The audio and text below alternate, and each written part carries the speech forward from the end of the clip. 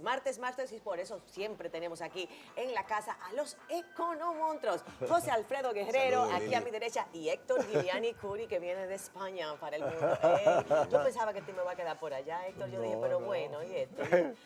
Caminó mucho ese hombre. Qué bueno de verdad recibirlos y cuántos temas, porque esta economía está, bueno, así como caldeada totalmente, como en punto de ebullición, diría yo. Pero antes que nada, ¿la pelota va a tener algún impacto positivo en la economía? Bueno, ¿Qué tú eres, Héctor? mira, yo lo que sé es que los Leones están en primer lugar y este año vamos a ganar. Y déjame decirte que la mayoría aquí Wilkin son por allá, escogidita. Aquí hay mucha escogidita, pero yo tengo también aquí unos cuantos. Mira, y Laura Aguilucha. Aguilucha. Ah, escogidita también. Ah, Laura. ¿Y tú, José Alfredo? Dime a ver.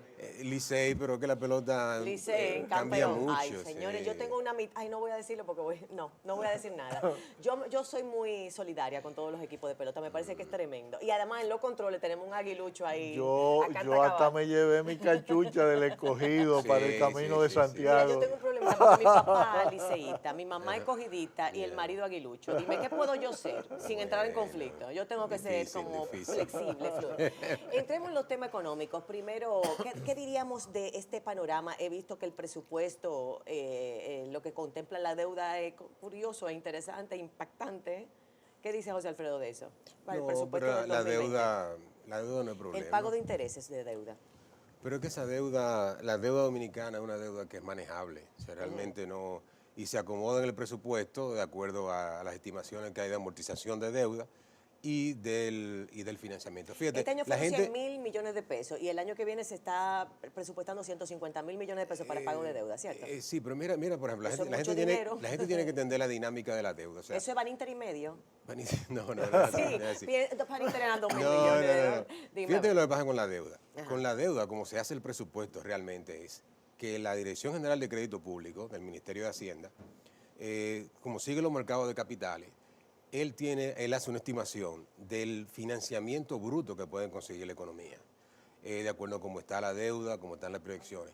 Entonces, en base a ese financiamiento bruto es que entonces se hace el presupuesto.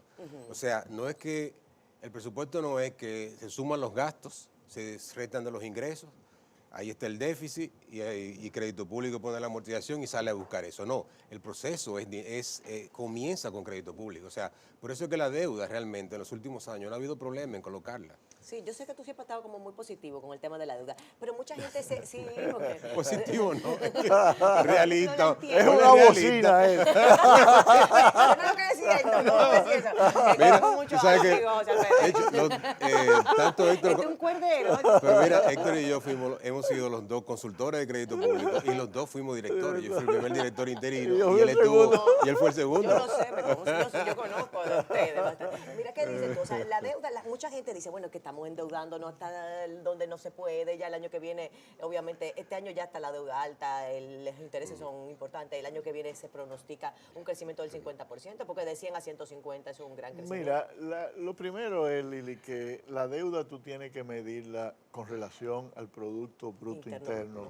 Porque lógicamente si tú la mides solamente con relación, como valor absoluto. Como valor absoluto, la cantidad de deuda, eso siempre va a estar creciendo. Pero no creo que el Producto Interno Bruto, asumamos que no tenemos la fracción porcentual, no creo que crezca en un 50%, o sea, la mitad adicional. Pero es que la deuda no ha crecido en esa magnitud. No, tampoco. ¿De 100 a 150? No. Mira lo que pasa, Lili. La deuda del sector público no financiero aquí, ¿cuánto es? 39%. 39% del PIB, del Producto Bruto Interno. No es algo que es significativo. El gobierno, el déficit primario es prácticamente cero. Y básicamente es cierto que el coeficiente de deuda PIB ha ido creciendo, pero solamente con un pequeño ajuste de los ingresos o de los gastos, ese crecimiento puede estabilizarse. El problema con la deuda no es tanto su magnitud, es el hecho de que gran parte de esa deuda está contratada en moneda extranjera. Entonces, cuando tú contratas deuda en moneda extranjera, si hay una depreciación, tú tienes que ir a buscar más pesos para pagar tanto el capital como los intereses. Pero el Banco Central ha hecho un gran esfuerzo de mantener la moneda, el cambio estable. Generalmente sí, el tipo de cambio en la República Dominicana se ha mantenido estable. El peso ahora mismo está subvalorado según la métrica del Fondo Monetario Internacional, así que yo no creo que el peso... Se pueda mantener. Bueno, que el peso debe seguirse depreciándose, ya está suficientemente depreciado a sus niveles actuales.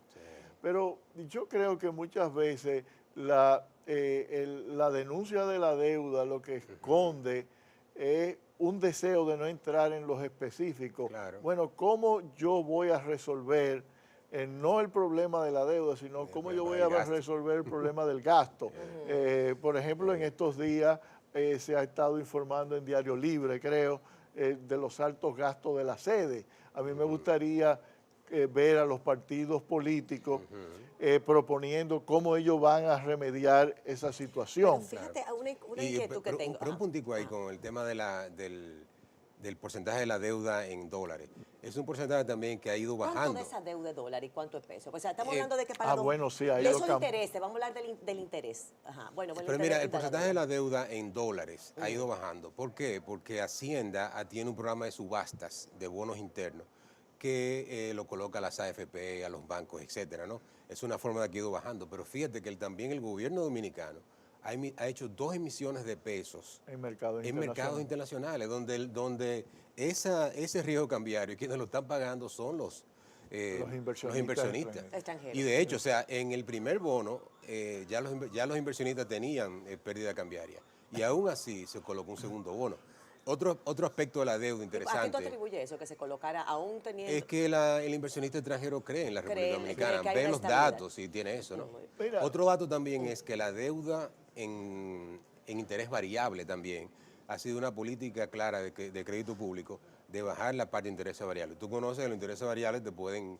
Bueno, entonces mucha gente ha perdido casa y carro por intereses variables y realmente Crédito Público inició un programa así y de hecho está bajando. O sea, la deuda en los demás indicadores, mira, por ejemplo, la parte de corto plazo de la deuda es alrededor de un 10%, un 11%. O sea, de la deuda total, lo que el país tiene que pagar de principal en los próximos 2 años, es menos de un 10%. O sea, eso es lo que la gente ve y por eso invierte en bonos. Yo entiendo eso y de verdad que sé que ustedes están sumamente bien informados al respecto, pero a mí me llama la atención como una simple mortal, y perdonen que insista, en que si estamos pagando de intereses en el 2019 el monto de, vamos a decir, 100.000 millones de pesos, y para el 2020 se está proyectando en presupuesto que los intereses van a ser por el orden de los 150.000 millones.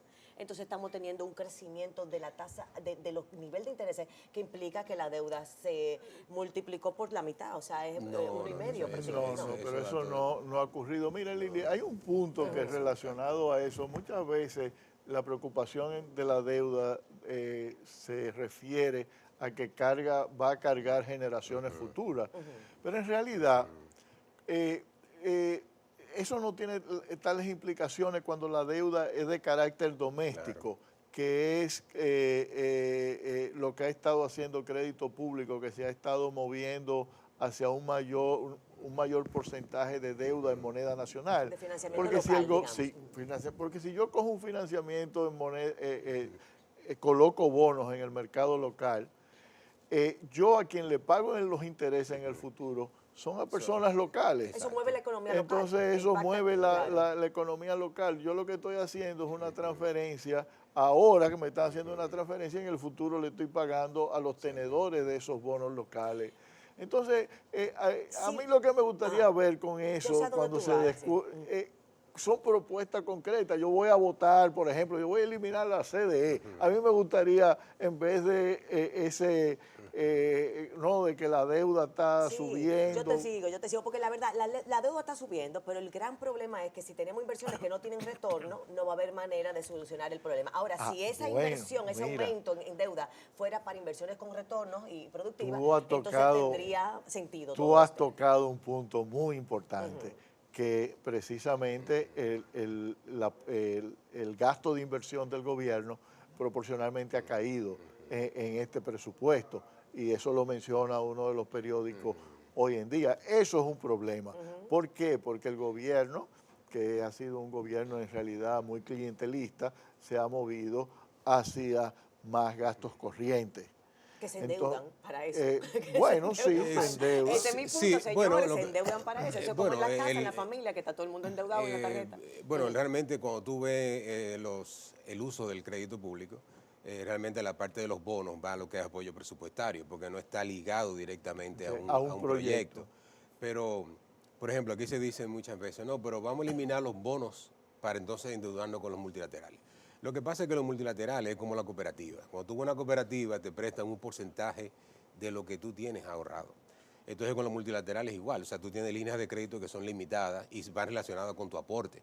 O sea, yo no puedo sustituir, por ejemplo, 16.000 millones de dólares por 4.000 millones de dólares que tienen las multilaterales. O sea, yo no puedo hacer esa sustitución de cambio, ¿no? Y también los procesos de desembolso de los Exacto, multilaterales es muy engorroso, es lento. Tú tienes que estar cumpliendo condiciones. Lógicamente eso te elimina otros problemas, que son problemas del mal uso de los recursos, porque los proyectos tienen que estar bien fundamentados. Pero básicamente el país tiene ha ido moviéndose en una buena combinación de multilaterales, bonos, aunque los bonos... Vamos a decir, el manejo financiero, la estrategia financiera, a su modo de ver, por lo que yo puedo percibir, está siendo correcta. El problema está en que la inversión que se haga sea en actividades que generen el retorno, que permita que la economía se sostenga. Ese es un problema. Señores, serio. vamos a una pausa y tenemos que hablar entonces de qué es lo que hay que hacer para esto, porque mientras tanto lo que estamos viendo es más deuda. Hasta ahora no. Ahora yo quiero ver entonces cómo es que vamos a esa deuda hacerla de verdad, que sea interesante y que tenga ese retorno que buscamos. Vamos a una pausa y volvemos de una vez.